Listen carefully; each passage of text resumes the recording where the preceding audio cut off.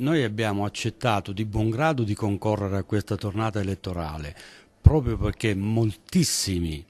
ci hanno chiesto di assumere in carico le esigenze di quella società civile e nel caso di specie mi rifaccio al circuito, al mondo delle partite IVA e non solo, perciò i liberi professionisti.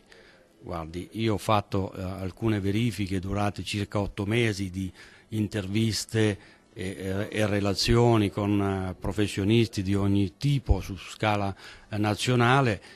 e il dato che emerge è che tutti, scusi la terminologia inappropriata, ma sono tutti alla canna del gas. Questo è un elemento che va rivisto, ridiscusso e bisogna mettere in campo questi soggetti perché sono stati da sempre il motore non solo dell'economia nazionale, ma sono stati il motore della cultura italiana e ho la netta sensazione che li si sia messi in disparte scientemente per profittarne poi dal punto di vista squisitamente elettoralistico. Bisogna rivedere le relazioni e armonizzare i rapporti.